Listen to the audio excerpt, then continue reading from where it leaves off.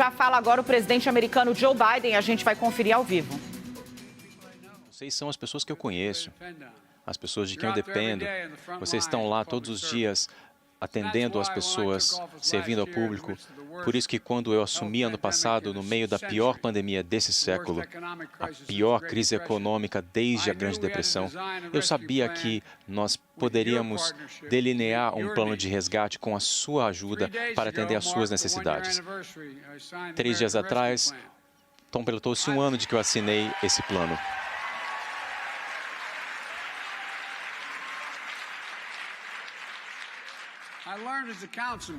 Eu aprendi como vereador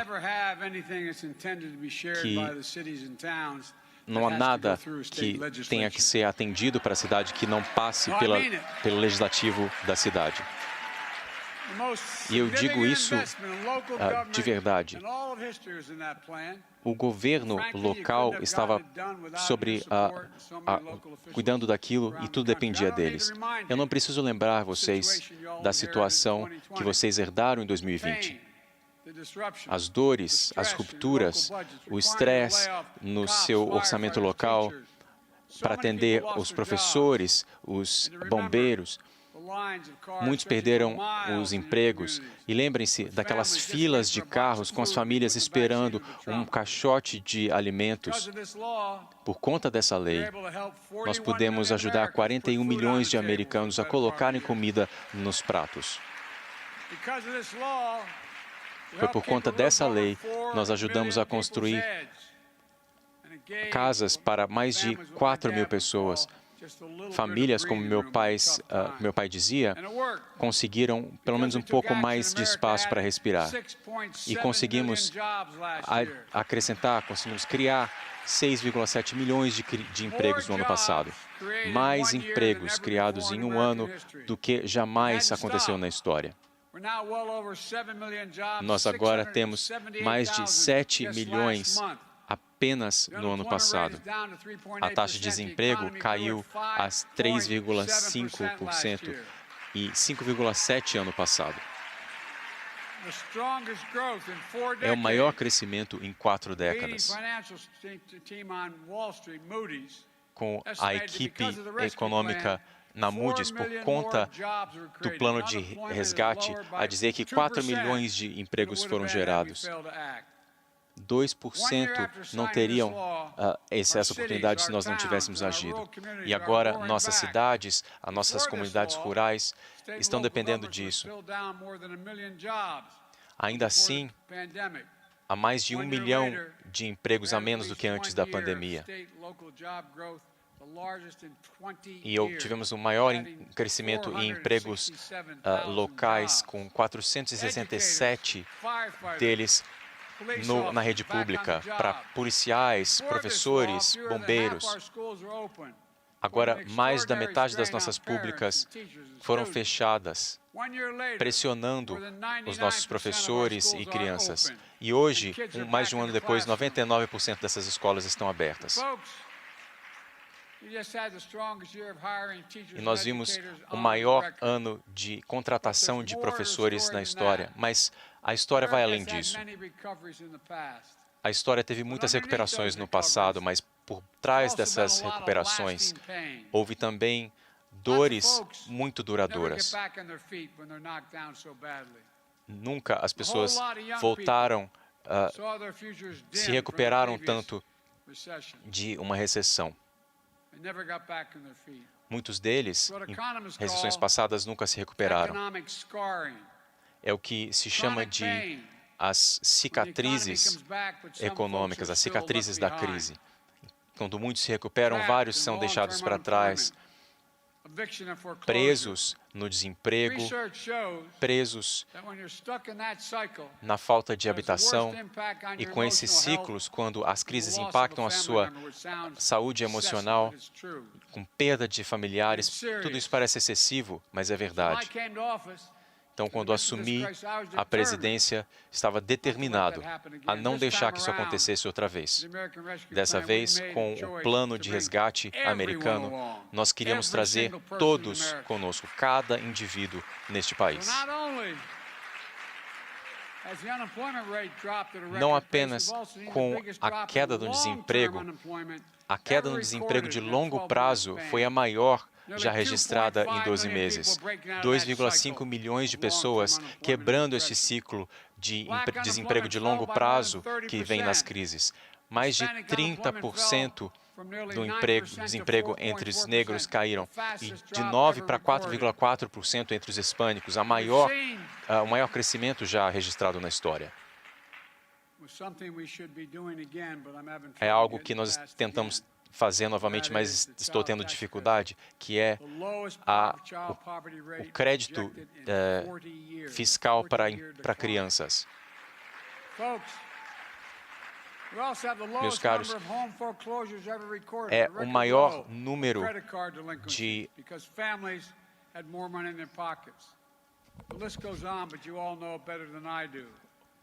número de pessoas saindo de casas do que já vimos.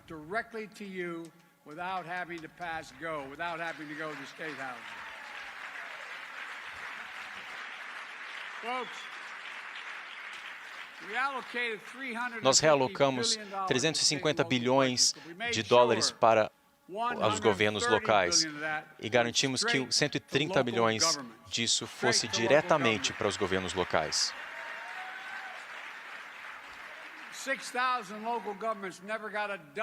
650 não viram nem um centavo disso antes de eu assumir, mas queríamos garantir que todos esses viessem com o plano de resgate, que tivessem essa flexibilidade para atender tanto os desafios de curto prazo quanto os de longo prazo. Um ano depois, esse plano continua cumprindo o seu propósito. Nós construímos esse plano para gastar de forma sábia, como os nossos membros das câmaras estão fazendo, tanto em Baltimore quanto em Nova York, para lidar com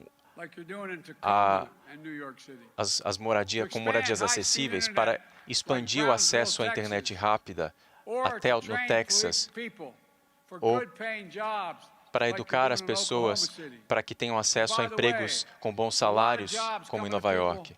Há muitos empregos para pessoas que precisam de capacitação, graças ao nosso projeto de infraestrutura. Vocês ouviram do meu secretário de transportes agora há pouco.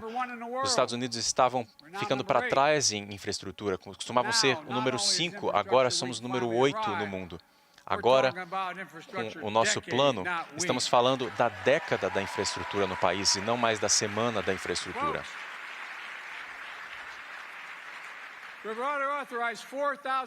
Já autorizamos 4.000 projetos no país, incluindo 4.000 pontes que estão precisando de reparos para começar este ano ainda.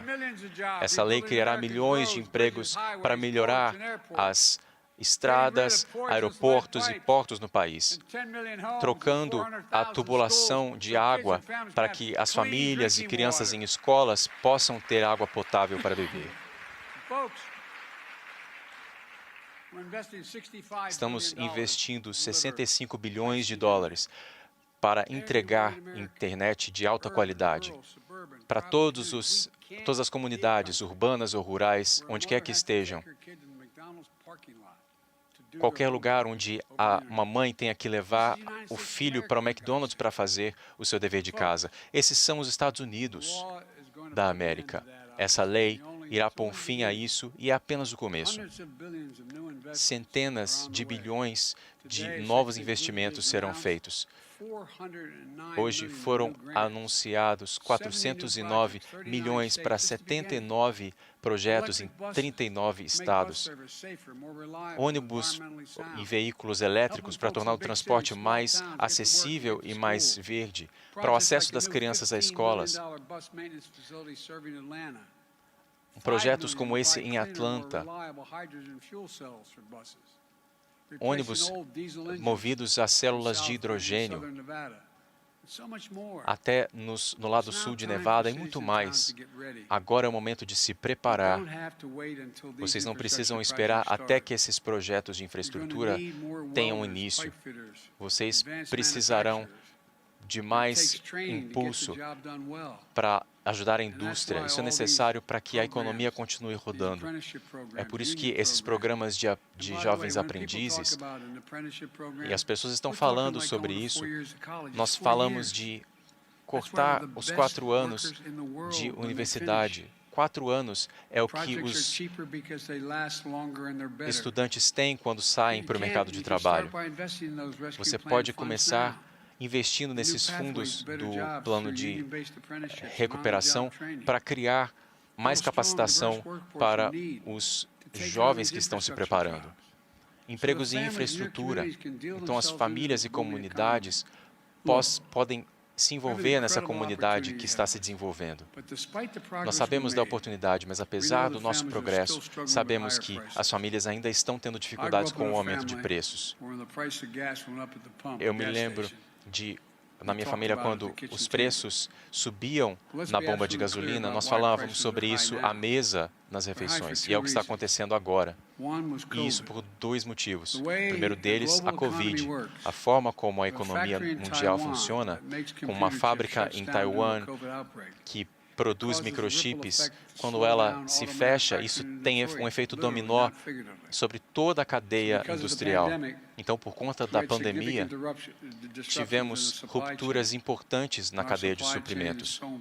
Uma cadeia de suprimentos que é tão importante, com tantos materiais que vêm de outros países. E, ao mesmo tempo, por conta do plano de recuperação, os americanos tinham mais dinheiro na conta. E durante a pandemia, eles queriam gastar esse dinheiro não em férias ou em compras fúteis, mas em melhoras na sua casa, em carros. Mas vocês se lembram, as empresas estavam fechadas, não havia placas de madeira. Os produtos que nós precisávamos, para os produtos que nós precisávamos, foram afetados por essa ruptura na cadeia de suprimentos e os preços todos subirem. Pensem nos automóveis. Ano passado,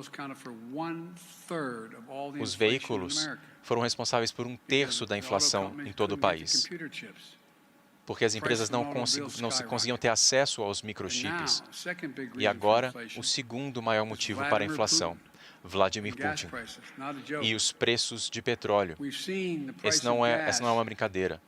Nós vimos os preços do gás aumentar mais de $1. Tudo por conta da restrição de tudo que aconteceu na fronteira com a Ucrânia. Eles avançaram para esse país e o mundo notou. Putin avançou e invadiu o país. E não se enganem, esse aumento no preço dos combustíveis está nas mãos de Vladimir Putin. Wall Street estima que o plano de resgate contribuiu com apenas 0,3% com a inflação. 0,3%. Isso vem também do Fed. A recuperação da nossa economia, o resgate da economia não foi o que causou esse problema. Estamos reconstruindo a economia de baixo. E olhem só o que está acontecendo. Nós temos visto uma recuperação da indústria como nunca antes. Uma das coisas que eu acho que vocês precisam estar cientes, de que eu não estava ciente quando era senador, é o que chamam de Made in America, feito no nosso país. 600 bilhões foram gastos em projetos federais. Desde 1939, todos os presidentes puderam dizer que um produto precisava ser produzido completamente nos Estados Unidos para que nós pudéssemos comprá-los. Mas 55% desses produtos têm que ser feitos aqui. Eu estou mudando essa regra. Agora, 75% deles têm que ser feitos aqui.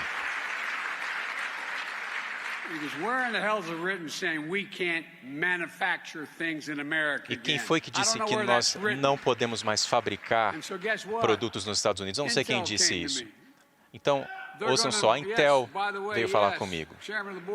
E sim, o presidente do conselho veio e disse que vão investir 20 bilhões de dólares para construir uma nova planta em Ohio, para produzir os chips de computador, semicondutores, que irão participar da produção de computadores e outros produtos do nosso dia a dia. E esse investimento foi aumentado de 20 bilhões para 110 bilhões de dólares. Então agora...